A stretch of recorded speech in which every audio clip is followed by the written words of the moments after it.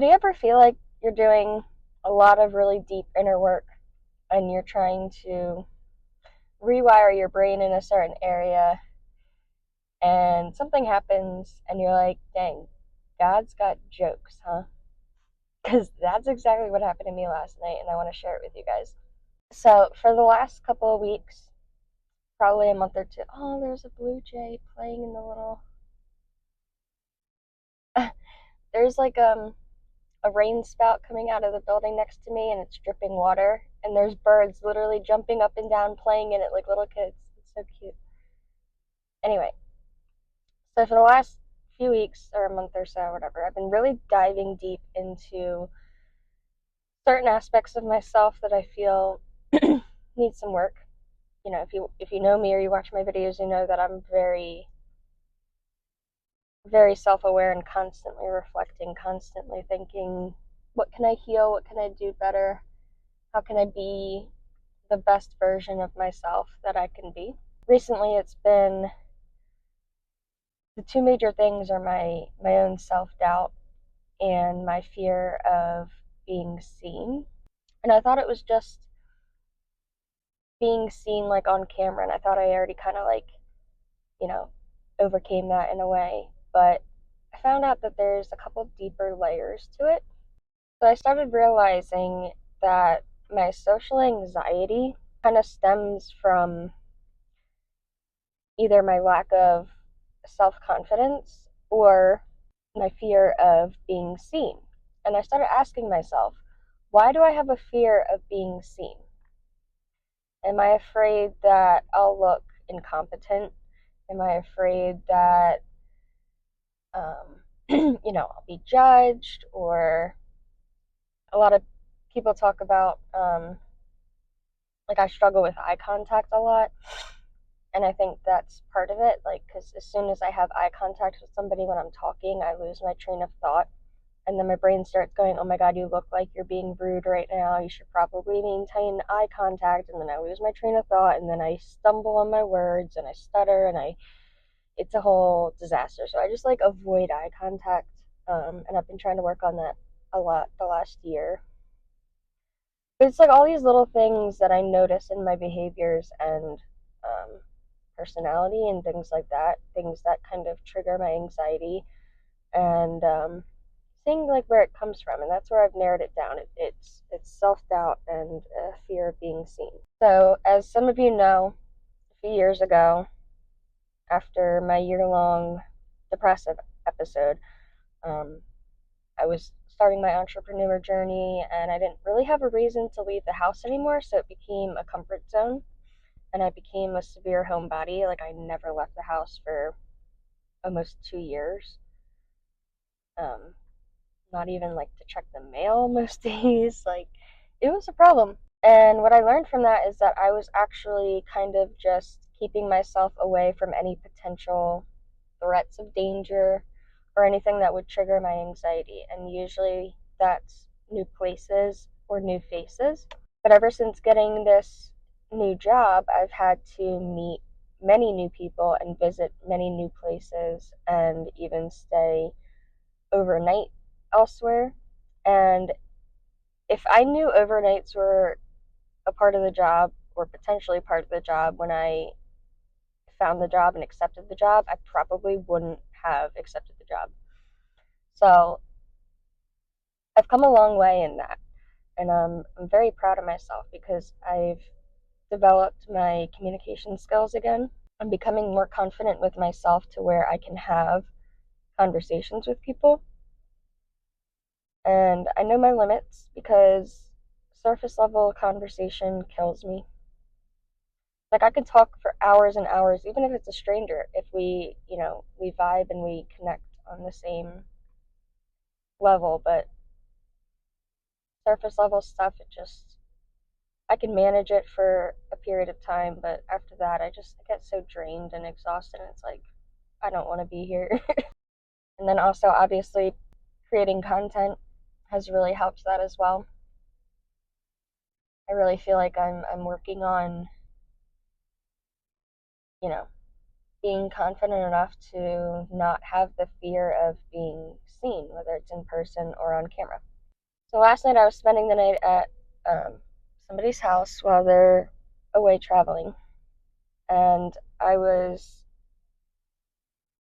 telling myself that I'm going to treat it kind of like a vacation. I'm going to try to romanticize it in some way, to rewire my brain to not think danger, to not think stress, to not think panic, to not think anxiety, because new places, new faces, they get me triggered a little bit. So I'm like talking to myself, trying to, you know, calm myself down, calm my fears and my worries down, and I've been really good at that. And so this is like the fifth or sixth round of overnights I've done, so I'm getting pretty comfortable with it. I try my very best to stay out of the spotlight, to not have any attention put on me. I've had some issues in past jobs with just typical job politics and drama and stuff, and putting the blame on somebody because it's easier. And no matter how much I try to do the right thing, I feel like I get screwed over. I have been screwed over, so like that's always in the back of my mind. On top of this fear of being seen, I've never really liked to be in the spotlight, and because that opens up room for people to actually acknowledge me and to judge me and to have an opinion and start drama and all that kind of stuff. And I'm realizing that's trauma speaking, and I'm trying to figure out exactly where that comes from. And my whole desire with, having these overnight clients and stuff is I want them to enjoy their trip without fear, without stress, without worry that their animals are not going to be okay. And I do the job to the best of my ability. I give them updates. I, go above and beyond because that's my character, that's my heart, and I don't want anything to potentially, become a problem or to be blamed for anything, stuff like that. So I have this like underlying fear every time that something's going to go wrong, that I'm going to be looked at wrong or whatever. But I'm getting over that. I'm getting through that because I know that's a skill that you have to have in life. I can't hide in my house for the rest of my life. I'm going to have to, become a productive member of society and help people. And I feel like, if this is a blockage that I need to work on, it'll open me up for plenty of new opportunities with content creation or, a job in physical life or, anything like that. So I'm trying to keep an open mind that, I'm being refined. My character is developing into who I need to be for the next chapter.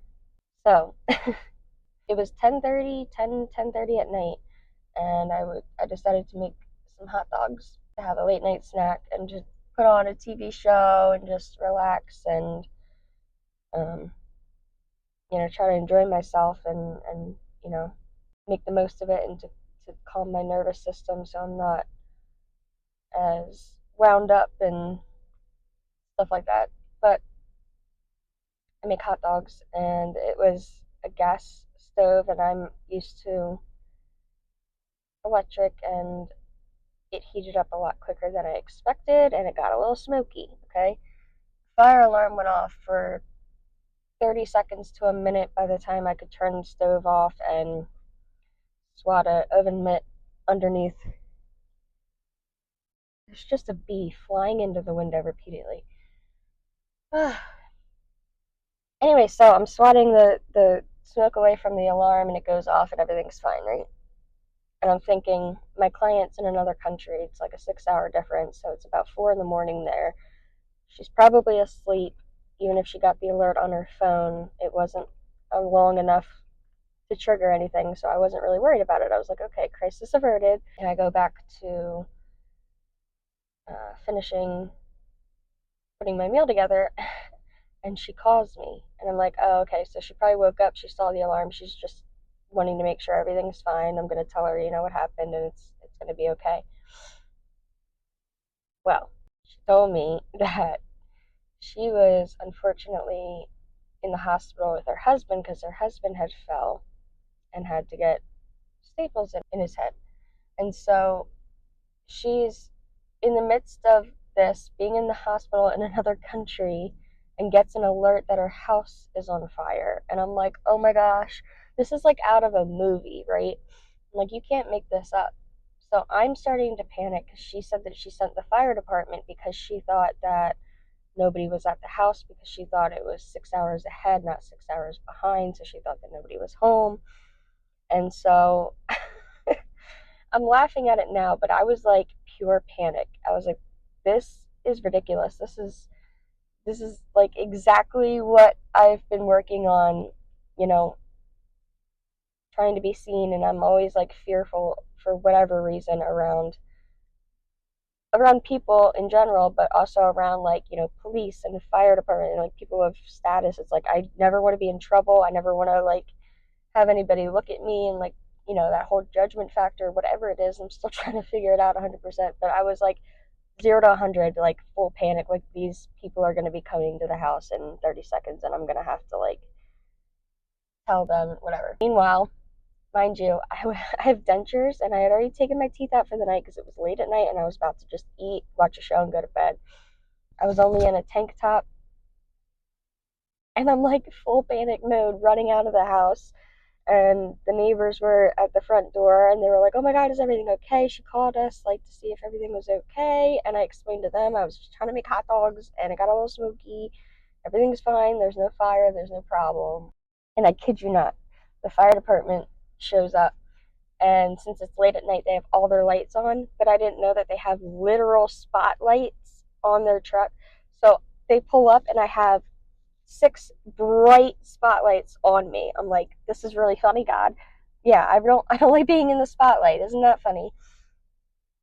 I'm like, oh my goodness. So they're unloading out of the truck and they're trying to get all of this equipment to break into the house, like crowbars and all this other. I'm like, holy crap, hold on, guys. Please don't break into this house. Like, there's not a problem. It's a false alarm. I'm just staying at the house. I'm not the owner. The owner's in another country and they got confused with the time difference. So they thought nobody was here. And I'm like, I can't even see these guys' faces. And I'm trying to explain with no teeth and just a tank top, late at night with all these bright lights in my face, pure panic. I'm laughing at it now, but I was like, I'm actually proud of myself because I would have handled it a lot worse if it was a year or two ago. So I think the the lesson of the story, for me at least, was God's got jokes. Number one, God jokes. Um, and number two, I think it was to show how far I've come, genuinely. Because I was shaking, but I handled it. And like looking back, it looks like the dumbest story, and it's nothing, probably to most people, it's nothing big, but it was very terrifying. And just everything compiled on top of each other, like in a stranger's house, on my own, trying to step out of my comfort zone more. And then, like, somebody of authority or whatever you want to call it shows up. And it's like there's also another level to this because like I texted my boyfriend when the alarm went off and I was like, oh my God, that alarm was really loud. I've never heard an alarm like that. Like, do you think that the fire department's gonna come? Because I don't know what this alarm system is. I've never used it before. And he was like, no, it's probably not long enough for them to, you know, be alerted or anything. So I was like, okay, fine. And then like 30 seconds later, I'm told the fire department's on their way. And I'm like, did I just instantly manifest that? Like, you really got to be careful what you say because when you're getting so much more aligned with your higher self and listening to your intuition, like this happens to me all the time. Like I haven't talked to my brother, well, before this, I just saw him, but, and I was out to dinner with my mom and I mentioned him and I was like, oh, have you heard from him? And we walk out of dinner and I had a text from him from an hour before that. And I was like, I'll bet you an hour before that was exactly when I was talking about him. And it's like I instantly manifest stuff sometimes and it's kind of scary. Yeah, so like usually in situations like that where I feel extremely triggered with my anxiety, it's like I feel myself shaking. I sometimes hyperventilate. My temperature changes drastically. I usually call my boyfriend to kind of calm myself down. He's like my go-to person, my support person, really. And so I was on the phone with him and I was feeling myself telling him these things. And at the same time, I'm thinking, I usually would tell and vent and replay these stories just to get that feeling back or like to heighten those feelings. And I feel like that's such an old pattern of programming or thinking or whatever that I used to have. Like, it's not perfect. Practice makes progress. That's my motto. I was feeling myself. It was like my mind was trying to get me more triggered, was trying to get me to be more upset, but my body just wasn't. And it was like really weird. For the first time, I was like, I'm not really reacting to the full extent that I used to. So I guess it was, a situation to prove how far I've come. Laughter's been my defense mechanism, I guess, for a while. So I guess that's why I kind of thought it was really funny, and I just kept laughing about it because I figured, like, if I had a bird's eye view or like it was being shot like a movie, it would be absolutely hilarious. Like, thank God, like, everybody's okay and nothing happened. But I just picture myself running out with, like, being half dressed with no teeth and bright lights in my eyes, like, just trying to get them to not break into the house. Like, I don't know. It's funny. But I wonder if anybody else has felt this before, because it's something that I've felt for like 10, 15 years. Like, the best example I can give is I used to be extremely confused, like, when if I was driving down the road and somebody was waiting to turn, but they weren't turning because I was coming. And it's like my brain acknowledged that they see me, that's why they're not moving. But I felt like I was invisible, like they shouldn't be seeing me. Like, I can't fully explain or describe that feeling, but it just feels like I don't exist. And I don't feel that way anymore. That was mostly like my teenage years. And I tried to explain it to therapists and they could never really give me an answer. And I feel like I've never really 100% understood it.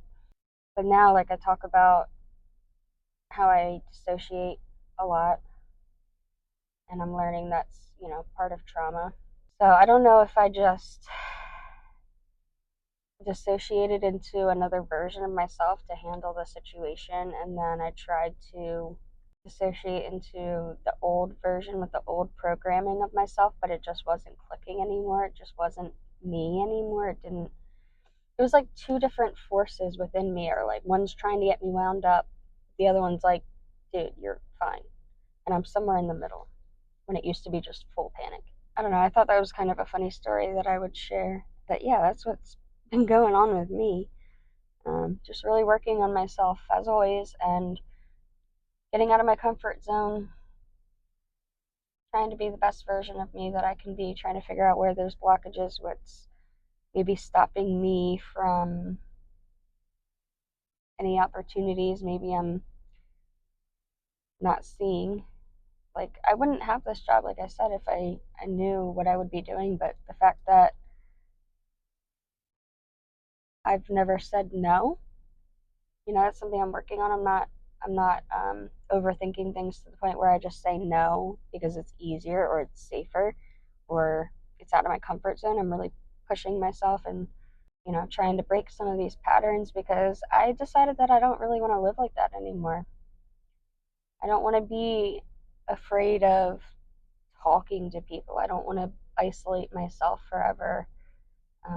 It doesn't mean I'm going to be out there and socializing all the time now, but when I have to or get the opportunity to, I'm not as fearful. I don't run and hide anymore. I used to, like, completely avoid eye contact or walk the other direction if I saw somebody walking towards me. Like, so I don't know. I think I'm growing. I'm really evolving, which is what we should all do. And I sit back and I look at the journey over the last few years, and it's like I get excited because I'm like, I can actually see how I've evolved and how I'm becoming a better person, and all the opportunities that doing that has given me.